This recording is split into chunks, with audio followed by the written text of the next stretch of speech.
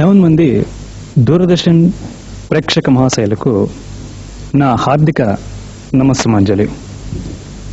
Mimicry అంటే మీకందరికీ తెలుసు, ధ్వని అనుకరణ. ఒకే కంఠంతో అనేక రకాల శబ్దాలని, కంఠ స్వరాల్ని అనుకరించడమే ఈ మిమిక్రీగా చెప్పుకోవచ్చు. అయితే సాధారణంగా చాలామంది అనుకుంటారు ఈ మిమిక్రీ అనేది ఈ మధ్యనే అభివృద్ధి చెందినటువంటి కళ అనుకుంటారు. కానీ ఇది వాస్తవం కాదండి. ఇది మనకున్నటువంటి చతుషష్ఠి కళలలో, అంటే 64 కళలలో ఈ మిమిక్రీ 47వ కళగా అప్పట్లో దీన్ని గుర్తించడం జరిగింది. దాన్ని అప్పట్లో స్వరవంచన, అంటే ఈ వాయిస్ మ్యానిపులేషన్ అనేవారు. ఇక ఈయన మిమిక్రీ ప్రోగ్రామ్ విషయానికి వస్తే, సాధారణంగా మిమిక్రీ అనగానే ముందుగా మనకి జ్ఞాపకం వచ్చేది సినిమా నటులు. కాబట్టి ఈ సినిమా నటుల మీద ముందుగా ఒక ఐటెం మనం చేస్తాను. ఒక చోట ఒక 4 అంతస్తుల ఒక బిల్డింగ్ ఉంది. ఆ బిల్డింగ్లో సినిమా నటులందరూ అద్దెకుంటున్నారు. అయితే దురదృష్టవశాత్తు ఈ 4 అంతస్తుల బిల్డింగు అగ్ని ప్రమాదానికి గురైంది. అందరూ తప్పించుకున్నారు. కానీ ఎటొచ్చి మన Andhra James bond super star Natasekhara Krishna గారు మాత్రం ఆ పైన 2వ అంతస్తులో మిగిలిపోయారు. అప్పుడు ఆయన్ని రక్షించాలి అనేటువంటి ఉద్దేశంతో మిగిలిన సినిమా నటులందరూ క్రింద ఆలోచిస్తున్నారు. ఆ సమయంలో అక్కినేని నాగేశ్వరరావు గారు ముందుకొచ్చి ఆ పైన కృష్ణ గారిని ఉద్దేశించి ఈ విధంగా అంటున్నారు. కృష్ణ, అక్కడ కూర్చో. ఇక్కడ ఏం జరుగుతుందో తెలుసా నీకు? మొత్తం బిల్డింగ్ తగబడిపోతుంది. ఇంకా నువ్వు అక్కడే కూర్చొని ఆలోచిస్తూ కూర్చుంటే లాభం లేదు. కృష్ణ, నీకు జీవితం మీద రాసుంటే బ్రతకాలన్న కూర్చుంటు వెంటనే 2వ అంతస్తు వచ్చి క్రిందకు దూకి నీ ప్రాణాలు కాపాడుకో. కృష్ణ, కమా దూకే అని చెప్పగానే పైన కృష్ణ గారు ఈ విధంగా సమాధానిస్తున్నారు. నేను నాగేశ్వరరావు గారు, ఈ 2వ అంతస్తులోంచి దూకండి అంటున్నారు. ఎలా దూకమంటారు? ఈ 2వ అంతస్తులోంచి క్రిందకు దూకానంటే నా 2 కాళ్ళు చేతులు విరిగిపోవడం ఖాయం. పైగా నేను అసలు లుంగి మీద ఉన్నానండి. దూకడం కుదరదు అని కృష్ణ గారు అలా అనేసరికి వీళ్ళంతా ఏం చేద్దామని ఆలోచిస్తున్నారు. ఆ సమయంలో సీనియర్ సినీ నటులు గుమ్మడి వెంకటేశ్వర గారు ముందుకు వచ్చారు. ఆయన చిరంజీవి గారిని పిలిచి ఈ సలహా చెప్తున్నారు. నేనే బాబు చిరంజీవి, ఇలారా. నేనే ఆ పైన కృష్ణ 2వ అంతస్తులోంచి దూకడానికి భయపడుతుంది కాబట్టి నేను చిన్న దిక్కుమాల సలహా చెప్తాను బాబు. ఏమీ లేదు నేనే, మనమంతా కలిసి ఒక వల కొనుక్కొద్దాం. ఆ వలని మనమంతా గట్టిగా లాగి పట్టుకుందాం. ఆ కృష్ణ ఆ 2వ అంతస్తుని దూకేస్తాడు, తన ప్రాణాలు కాపాడుకుంటా. నేనే ఇదే బాబు నేను చెప్పబోయే దిక్కుమాల సలహా అని ఆయన చెప్పగానే వాళ్ళంతా గబగబా వెళ్ళి ఒక వల కొనుక్కొచ్చారు. ఆ వలని అంతా గట్టిగా లాగి పట్టుకున్నారు. ఆ పైన ఉన్న కృష్ణ గారిని దూకమని చెప్పి క్రిందున్న చిరంజీవి గారు చెప్తున్నారు. ఈ విధంగా, చూడు కృష్ణ, నువ్వు 2వ అంతస్తు నుంచి దూకడానికి భయపడిపోతున్నావు. ఇద్దరు నేనైతే వెనక్క ముందు చూడకుండా వెంటనే దూకి నా ప్రాణాలు కాపాడుకునేవాడిని. నువ్వు ఇలా భయపడమని చెప్పి మేమంతా కలిసి తల 10 రూపాయలు వేసుకుని ఈ వల కొన్నాం. ఈ వలని మేమంతా గట్టిగా లాగి పట్టుకున్నాం. కాబట్టి నువ్వేం భయపడకుండా వెంటనే 2వ అంతస్తు దూకే అని చెప్పగానే కృష్ణ గారు ధైర్యం చేసి 2వ అంతస్తుని దూకారు. అయితే ఈ వలను అంతా గట్టిగా లాగి పట్టుకోవడం వల్ల అది చిన్న స్ప్రింగ్ యాక్షన్ ఇచ్చింది. కృష్ణ గారు 2వ అంతస్తుని దూకగానే ఆయన వచ్చి ఈ వల మీద పడ్డారు. అది స్ప్రింగ్ యాక్షన్ అవడం వల్ల కృష్ణ గారు తిరిగి 3వ అంతస్తుకి వెళ్ళిపోయారు. మనం సర్కస్ వాళ్ళు చూస్తుంటామండి, వాళ్ళు పైనుంచి దూకుతారు, ఆ వల మీద పడగానే అది స్ప్రింగ్ యాక్షన్ ఇస్తుంది, వాళ్ళు మళ్ళీ పైకి వెళ్ళిపోతుంటారు. అలాగే కృష్ణ గారి పరిస్థితి కూడా అలాగే జరిగింది. అప్పుడు కృష్ణ గారు కింద వాళ్ళందరినీ కలిపి తిరుగుతున్నారు. ఈ విధంగా, ఉండే 2వ అంతస్తులోంచి దూకానంటే కనీసం కాళ్ళు చేతికి బయటపడేవాడిని. ఇప్పుడు ఈ 3వ అంతస్తులోంచి దూకానంటే నేను చచ్చుకోవడం ఖాయం. మీరంతా కలిసి నా ప్రాణాలతో చెలగాటం ఆడుతున్నారు అని కృష్ణ గారు బాధపడుతుంటే ఆ సమయంలో మురళీమోహన్ గారు వచ్చారు. ఆయన సలహా చెప్తున్నారు ఈ విధంగా. సార్ మరి కృష్ణ గారు 3వ అంతస్తులో వచ్చి దూకడానికి భయపడుతున్నారు కాబట్టి నేను చిన్న సలహా చెప్తాను సార్. ఏమీ లేదు, మనం అంతా కలిసి ఒక డబ్బా గమ్ తీసుకొద్దాం. ఆ గమ్ మొత్తం ఈ వలకి రాసేద్దాం సార్. కృష్ణ గారు దూకినప్పుడు ఈ వలకి అతుక్కుపోతారు, ఇంక తిరిగి పైకి వెళ్ళే సమస్య లేదు సార్ అని ఆయన ఎంతో బాధపడుతూ సలహా చెప్పారు. ఆయన చెప్పినట్లుగానే వాళ్ళంతా కలిసి గబగబా వెళ్ళి ఒక డబ్బా గమ్ తీసుకొచ్చారు. ఆ గమ్ మొత్తం ఈ వలకి రాశారు. ఆ పైన కృష్ణాగం దిక్కమని చెప్పి క్రిందున్న నటభూషణ శోభన్ బాబు చెప్తున్నారు ఈ విధంగా. కృష్ణ కృష్ణ కృష్ణ ముష్టి 3వ అంతస్తు దొక్కడానికి భయపడుతున్నావు. ఇద్దనేనైతే వెనక ముందు చూడకే నా పొడలు కాపాడుకున్నావు. నువ్వు ఇలా భయపడడం చెప్పి మేమంతా కలిసి ఒక డబ్బా గమ్ తీసుకొచ్చావు.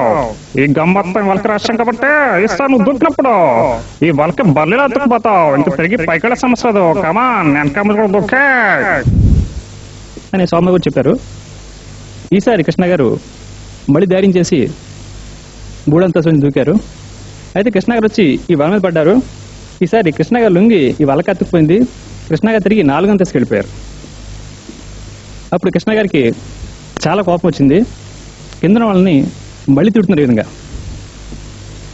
ఇందాక నుంచి చూస్తున్నాను, 2వ అంతస్తులోంచి దూకితే 3వ అంతస్తులోకి పంపించారు, 3వ అంతస్తులోంచి దూకితే 4వ అంతస్తులోకి పంపించారు. ఈ 4వ అంతస్తులోంచి నన్ను ఇలాగే పైకే పంపించేటట్టున్నారు. ఇక్కడ నుంచి కిందకు దూకాలో ఈ మంటలో పడి చావాలో నాకేం అర్థం కావట్లేదండి. ఆయన బాధపడుతుంటే ఇంతలో ప్రభాకర్ రెడ్డి గారు వచ్చి ఆయన సలహా చెప్తున్నారు ఈ విధంగా. యావండి శోభన్ బాబు గారు, ఇందాక నుంచి చూస్తున్నా మీరంతా కలిసి కృష్ణాగాన్ని రక్షించాలని తాపత్రంలో పడి వాళ్ళని గట్టిగా లేబట్టుకుంటారు. అదేమో స్ప్రింగ్ యాక్షన్ ఇచ్చేస్తుంది.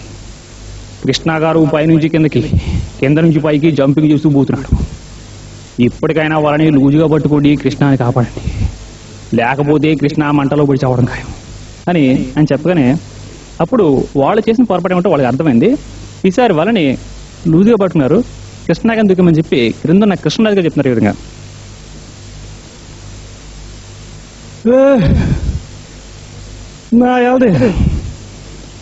నా ఎల్ది మొరతాడు కట్టుకోవడం చేత కాదు. నువ్వు మేడందుకు ఎక్కావురా. నేను ముందే చెప్పాను నీకు మేడక్కద్దని. నా మాట అనుకుండా మేడక్కినందుకు నీకు తగిన శాస్తి జరిగిందిరా, తగిన శాస్తి జరిగింది. ఇంకా అక్కడ కూర్చొని ఆలోచనలు పడ్డారా, వెంటనే దుక్కే అని కృష్ణరాజు గారు చాలా సీరియస్గా చెప్పారు. కృష్ణ గారు కూడా చాలా సీరియస్గా అక్కడి నుంచి దూకారు. అయితే కృష్ణ గారు అంత ఎత్తు నుంచి దూకేసరికి ఈ వల చిరిగిపోయింది. కృష్ణ గారు వచ్చి కింద పడ్డారు. ఈ విధంగా ఈ సినిమా నటుల మీద ఒక ఐటమ్ అనేది చేసుకోవచ్చు. తర్వాత ఈ సౌండ్స్ బేస్డ్గా ఒక ఐటమ్ అని చేస్తాను. ఒక అర్ధరాత్రి సమయంలో ఒక ఆయన ఒక శ్మశానం మీదుగా నడుచుకుంటూ వెళ్తున్నాడు. అప్పుడు ఆ శ్మశానంలో వాతావరణం ఈ విధంగా ఉంది.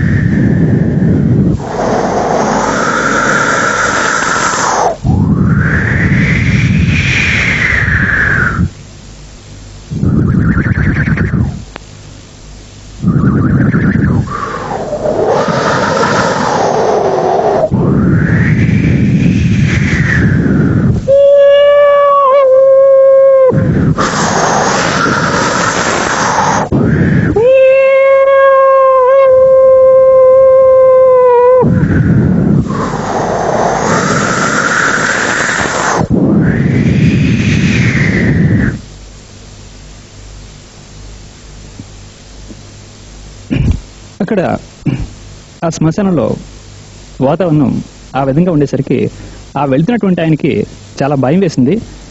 అతను భయపడుతున్నటువంటి ఆ సమయంలో మరొక ఆయన అక్కడ ఉన్నటువంటి ఒక సమాధి మీద కూర్చుని సిగరెట్ కాల్చుకున్నాడు. ఆయన్ని చూసేసరికి ఈయనకి చాలా ధైర్యం వచ్చింది. ఈయన గబగబా వెళ్ళి ఆయన్ని ఈ విధంగా పలకరిస్తున్నాడు. బాబు ఏమండి, నమస్కారం బాబు, నమస్కారం అండి.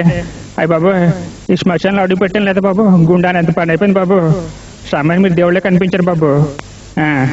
ఏంటి బాబు, నేనా బాబు సినిమా చూద్దామని పట్టణం వెళ్ళాను బాబు. వెళ్ళానండి, సినిమా పేరండి లేచిపోదాం రా. అయ్యి బాబు, ఏం సినిమా బాబు, సినిమా చూసారు మొత్తం బుర్రంతా పాడైపోయింది బాబు. నిజంగానే బయటకు లేచిపోయి వచ్చాను బాబు. కొద్దిగా బయటకు వచ్చేసరికి ఆకాశం అంటే మబ్బులు బాబు, వర్షం వచ్చేలాగా ఉంది కదని చెప్పి గబగబా నడుచుకుంటూ వచ్చేద్దామని, ఈ శ్మశానం మీదకి నడుచుకుంటూ వచ్చేద్దామని ఇలా వచ్చాను బాబు. అయ్యి బాబు, ఇక్కడ అడుగు పెట్టాను లేదా బాబు, గుండెనంత పని అయిపోయింది బాబు. సమయం మీద దేవుళ్ళే కనిపించారు బాబు. బాబు ఒకసారి ఎగ్ బొండి ఇస్తారా బాబు? చాలా థ్యాంక్స్ బాబు. బాబు ఇప్పుడు మన దేవుడు బాబు. మందంటే ఏంటిరా? ఇప్పుడు అంటే ఇప్పుడు బాబు, ఇప్పుడు మీ ఊరేంటో ఉంటది కదండి, అదంటే తెలుసుకుందాం అడిగాను బాబు, అంతే బాబు. మాది ఈ ఊరేరా. ఏంటి బాబు మీది ఊరేనండి? అయ్యి బాబు చెప్పండి బాబు, చాలా సంతోషం బాబు. మాది కూడా ఈ ఊరండి బాబు. బాబు మన కాసేపాకి ఇద్దరం నడుచుకుంటా కబుర్లు చెప్పుకొని ఇంటికి వెళ్ళిపోదాం బాబు. అవును, ఈడేంటి అర్ధరాత్రి శ్మశానంలో కూర్చున్నాడు? అడిగితే బోలా బాబు. ఇప్పుడు అంటే ఇప్పుడు మరోళ్ళు అనుకోకండి బాబు, నాకు తెలియక అడుగుతున్నాను బాబు, కోపడకండి. మీరేంటి బాబు ఊళ్ళో స్థలం ఎక్కడ దొరికినట్టు సరాసరి వచ్చి ఈ శ్మశానంలో సమాధి మీద కూర్చొని మరి సిగరెట్ కాల్చుకుంటున్నారు? ఇంతవరకు ఈ సమాధి లోపలే ఉన్నానురా. గాలి కోసం అని చెప్పి ఇప్పుడే బయటకు వచ్చా. అర్థమైందా? ఇందులో అర్థం కావడానికి ఉంది బాబు. సమాధులు కూర్చుంటే గాలికి వస్తుందండి, బయటే కూర్చోండి బాబు. నిజమేనండి బాబు. ఇప్పుడు అంటే బాబు తమరు దెయ్యం అండి? అయ్యో బాబోయ్. ఆయన మళ్ళీ ఆ చుట్టుపక్కల కనిపించలేదు. తర్వాత ఉషాశ్రీ గారి మీద ఒక 2 జోక్స్ మనం చేస్తాను. ఒకప్పుడు ఉషాశ్రీ గారు ఆల్ ఇండియా రేడియో విజయవాడలో శ్రోతలు అడిగినటువంటి ధర్మ సందేహాలకి చక్కటి సమాధానం ఇచ్చేవారు. ఆయన వయసు ఎలా ఉంటుందో ఆకరిస్తాం.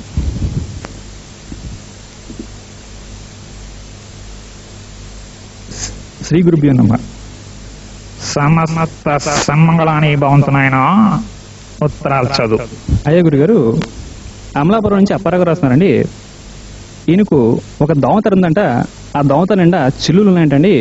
ఈ చిల్లుల ద్వారా దోమ లోపల ప్రవేశించి ఈయన తెక్కుట్టేస్తున్నాయంటండి. ఇంకో దోమతెర కొనుక్కునే డబ్బు లేవు, ఈ కార్డు ముక్క రాస్తున్నా, మీరే సమాధానం చెప్పాలంటారు.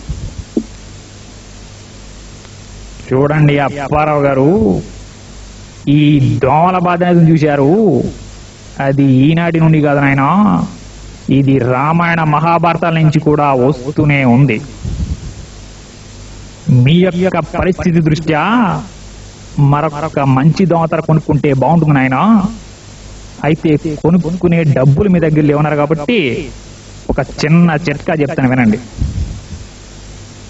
మొత్తం దోమలన్నీ దోమతెరలోకి ప్రవేశించాక మీరే వెళ్ళి బయట పడుకోండి. అయ్యా గురుగారు, ఆఖరిగా మరో ప్రశ్న. సామర్లకోట నుంచి శనేశ్వరరావు గారు వస్తున్నారండి. ఈయనకు పెళ్లిడికి వచ్చినటువంటి 2 అమ్మాయిలు ఉన్నారంట. ఈ 2 అమ్మాయిల పెళ్లి కూడా ఒకేసారి చేయాలనుకున్నారు. అయితే తగిన ఆర్థిక స్తోమత లేదంట. ఏం చేయమంటని అడుగుతున్నారు. చూడండి శనేశ్వరరావు గారు, మీ యొక్క పేరులోనే ఉంది దరిద్రపు శని అంత. ఈ రోజుల్లో ఒక్క అమ్మాయి పెళ్లి చేయడానికి తల ప్రాణం తోక్కొచ్చేస్తుంటే మీరు 2 అమ్మాయిల పెళ్లి కూడా ఒకేసారి చెయ్యాలనుకున్నందుకు మిమ్మల్ని ఘనంగా సన్మానించాలని ఆయన అడిగారు కాబట్టి విన్నవిస్తున్నా. మనం టీవీలోనూ రేడియోలోనూ చూస్తుంటామే అడ్వర్టైజ్మెంట్స్. అదే మాదిరిగా మీ పెద్ద అమ్మాయిని చేసుకున్న వారికి మీ 2వ అమ్మాయి ఫ్రీ అని చెప్పండి. స్వస్తి. ఈ విధంగా ఉషాశ్రీ గారి మీద జోక్స్ మేనేజ్ చేసుకోవచ్చు. తర్వాత చివరి ఐటెం, ఒక రేడియో బాగా పాడైపోయింది. అందులో 2 స్టేషన్లు ఒకేసారి వస్తున్నాయి. అయితే జనరల్గా రేడియోలో ఒక చోట ఒక స్టేషన్ వస్తుంది, కానీ ఈ రేడియో పాడైపోవడం వల్ల అందులో 2 స్టేషన్లు ఒకేసారి వస్తున్నాయి. ఒక స్టేషన్లో ఒక ఆవిడ వంటల గురించి మాట్లాడుతుంటే మరొక స్టేషన్లో ఒక ఆయన పంటల గురించి మాట్లాడుతున్నాడు. అప్పుడు ఆ 2 కలిసి ఈ విధంగా వస్తున్నాయి. ఇప్పుడు ఒక కొత్త వింత వంటకాన్ని ఎలా తయారు చేయాలో నేర్చుకుందాం. ఇప్పుడు వరి, వాటిని పట్టి పిడించే పురుగులు, తీసుకోవాల్సిన జాగ్రత్తలు అనే అంశం మీద మనం కాసేపు ముచ్చరించుకుందాం. ముందుగా మనం తయారు చేయబోయేటువంటి ఈ కూర పేరు ఏమిటో తెలుసుకుందాం. ఈ కూర పేరు ఏమిటంటే కంపోస్ట్ ఎరువు. ఈ కూరని తయారు చేయడానికి కావలసిన పదార్థాలు ఏమిటంటే ఆకు తొలిచే పురుగు, కాండం తొలిచే పురుగు, వేరు తొలిచే పురుగు, ఎర్రముట్టి పురుగు మరియు తేనెమంక పురుగు మొదలైనవి కావాలి. వీటితో పాటుగా 1 లీటర్ ఫినాయిల్ మరియు 1/2 లీటర్ ఎండుని కూడా తీసుకున్నట్లయితే మంచిది. ఇకపోతే ఈ కూరని తయారు చేసే ముందు మనం కొన్ని జాగ్రత్తలు పాటించాలి. అవి ముఖానికి మాస్క్ వేసుకోవడం, మరియు చేతికి గ్లోవ్స్ తొడుక్కోవడం, అంతేకాకుండా కాళ్ళకి బూట్లు వేసుకోవడం లాంటి జాగ్రత్తలు మనం పాటించాలి. ఇకపోతే ఈ కూరని తయారు చేసే పద్ధతి తెలుసుకుందాం. బాగా కాగిన నూనెలో కాస్తంత అమ్మోనియా సల్ఫేట్ మరియు జింక్ ఫాస్ఫేట్ వేసి బాగా వేపాలి. ఆ తర్వాత అందులో నేను ఇందాక చెప్పినటువంటి పురుగుల్ని బాగా తరిగి అందులో వేసి మొత్తం ఆ మిశ్రమాన్ని 2 కాళ్ళతో బాగా కలిగి తొక్కాలి. ఆ తర్వాత అందులో కాస్తంత ఫినాయిల్ పిచికారీ చేసినట్లయితే కూర రుచిగా ఉంటుంది. వీలుంటే కాస్త ఎండ్రిని కూడా వేసినట్లయితే కూర మరింత రుచికరంగా ఉంటుంది. ఇలా తయారు చేసినటువంటి ఈ కూరని మనం ఒక గొయ్యి తవ్వి ఆ గోతులో వారం రోజులు నిల్వ ఉంచినట్లయితే కూర రుచి మరింత పెరుగుతుంది. ఇలా తయారు చేసినటువంటి ఈ కూరని మీరు మీ శ్రీవారి కొట్టించినట్లయితే ఆయన ఎంతో ఆత్రంగా తింటారు. తిన్న వెంటనే ఆయనలో కళ్ళు తిరగడం, వాంతులు రావడం లాంటి వ్యాధి లక్షణాలు ముందుగా మనకి ఆనంద సూచికలుగా కనిపిస్తాయి. ఆ తర్వాత ఆయన ఎంతో ప్రేమగా నేల మీద పడి గిలగిలా కొట్టుకుని ఆ వెంటనే దెబ్బకి చచ్చూరుకోవడం ఖాయం. అప్పుడు మనకు అందరికీ పట్టిన పీడ పూర్తిగా వదిలిపోతుంది. ఇదే విధంగా దీన్ని మీ చుట్టుపక్కల వారు కూడా కాస్త పెట్టినట్లయితే వారు మళ్ళీ మన కంటికి కనిపించే అవకాశం ఎట్టి పరిస్థితిలోనూ ఉండదు. అప్పుడు మనం అంతా హాయిగా ఉండొచ్చు. ఇదే విధంగా వచ్చే వారం మరికొన్ని భయంకరమైనటువంటి వంటకాల్ని నేర్చుకుందాం. అంతవరకు సెలవు మరి. నమస్కారం. హలో హలో చూడు బాబు, ఈరోజు మరి మనం దూరదర్శన్ కేంద్రం హైదరాబాద్కి వచ్చాం కదా. అవునయ్యా. అవునా? మరి ఒక్కసారి మన ప్రేక్షకులందరికీ కూడా ఒకసారి నమస్కారం చెప్పేసి. ఎందుకు అంటే వాళ్ళందరూ చూస్తున్నారు కాబట్టి వాళ్ళందరికీ ఒకసారి నమస్కారం చెప్పడం మన బాధ్యత. ఒకసారి నమస్కారం చెప్పేసి. ఎలా అంటే అందరికీ నమస్కారం. నువ్వు నా చెవిలో చెప్పడం కాదు, అందరికి వినపడి చెప్పాలి. చెప్పేసి అందరికీ నమస్కారం చెప్పేసి. కొందరికి నమస్కారం. కొందరికి కాదు, అందరికీ నమస్కారం. అందరికి ఎందుకయ్యా? అందరూ చూస్తున్నారు కాబట్టి అందరికి చెప్పాలి. అందరికి వద్దు. మరి కొందరికి చెప్తావా? అంటే కొందరు ఎవరు? ఫ్యాన్స్. ఏంటి ఫ్యాన్స్ అయ్యా. నీకు ఫ్యాన్స్ ఉన్నారా? ఎంతమంది ఉన్నారు? చాలా మంది ఉన్నారు. చాలా మంది ఉన్నారు. ఎక్కడెక్కడ నీ ఫ్యాన్స్? ఇండియా అంతా ఉన్నారయ్యా. ఇండియా అంత ఉన్నారు. ఇందుకు నీ ఫ్యాన్స్ జనరల్గా ఎవరు ఉంటుంటారు? అంతా లేడీస్ ఉంటారు. అంతా లేడీస్ ఉంటారు. అంటే నీకు లేడీస్ ఫాలోయింగ్ చాలా ఎక్కువ అనమాట. అవునయ్యా. మరి నీకు ఎంత ఫాలోయింగ్ ఉందన్నావు కదా, నీ యొక్క అసలు ఈ ఫాలోయింగ్ రహస్యం ఏంటి? నా గ్లామర్. నీ గ్లామరా? నీ గ్లామర్ చూసి ఇంత ఫాలోయింగ్ వచ్చిందా? అవునయ్యా. సరే కానీ మరి ఒకసారి నీ పేరేమిటి చెప్పేసి. ఎందుకు? ఎందుకు నాకు కూడా నీ పేరేమిటి చెప్పు. వెంకటేష్. వెంకటేశా? అంటే వెంకటేశా అంటే ఇప్పుడు మన సినిమా ఎక్కడున్నాడు ఆయన? అవునయ్యా. అంటే ఇప్పుడు ఆయన పేరు నువ్వు పెట్టుకున్నావా? లేదు, ఆయన పేరు పెట్టినాడు. ఆయన నీ పేరు పెట్టినాడా? మరి నువ్వేం చదువుకున్నావు? నువ్వేం చదువుకున్నావు? నేను ఇంజనీరింగ్ చదువుకున్నా. నేను ఇంజనీరింగ్ చదువుకున్నా. నువ్వు ఇంజనీరింగ్ చదువుకున్నావా?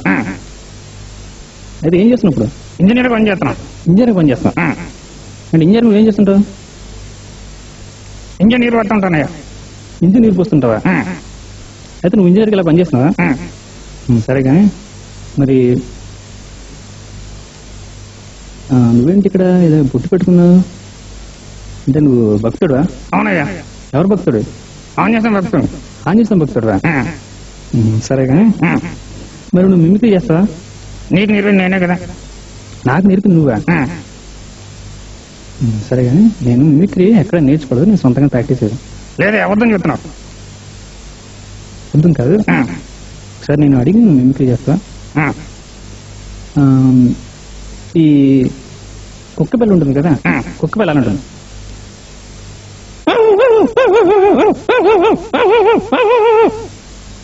కుక్క పిల్ల అలా ఉంటుందా? ఆ, మరి ఇదే ఒక పెద్ద కుక్క ఉందనుకో, ఆ. అది ఎలా ఉంటుంది?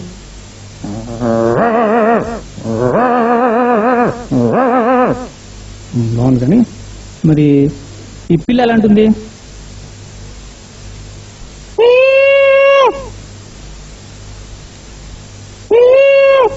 బాగుంది కానీ మరి ఇదే ఒక అమ్మాయి ఎలా మాట్లాడింది? అందరికీ నమస్కారం. ఓకే బాగుంది కానీ ఆ, మరి మరి నేను వెళ్ళిపోతావా? వెళ్ళిపోతాను. వెళ్ళిపోతా. ఆ, నీకు పని ఉందా? అవునయ్యా. ఏం పని ఉంది? షూటింగ్ ఉంది. షూటింగ్ ఉందా? ఆ, నువ్వు సినిమా యాక్టరా? నీకు తెలీదా? తెలియకే కదా అడిగాను. ఆ, సరే వెళ్ళిపోయి నేను వచ్చేస్తాను. నువ్వు కూడా వచ్చాయి. నేను వచ్చేస్తాను, వెళ్ళిపో. వచ్చాయి. వచ్చేస్తాను చెప్పి వెళ్ళిపో. నువ్వు కూడా వచ్చావయ్యా. చెప్పాను కదా వస్తాను చెప్పి. నా గురించి నువ్వు అంత బ్యాంక్ పెట్టుకోలేదు, నేను వస్తాను. అందుకు కదయ్యా, మరి ఎందుకు? నా కారు నడపాలి కదా. నీ కారు నడపాలా? ఆ, ఎవరు నేనా? ఆ, నా కారు డ్రైవర్ నువ్వే కదా. నీ కారు డ్రైవర్ నేనా? ఆ, సరే మరి అది వాళ్ళందరి ముందు చెప్పేస్తే నాకు పొరుగు పోతుంది కదా. నీకుంటే కదా.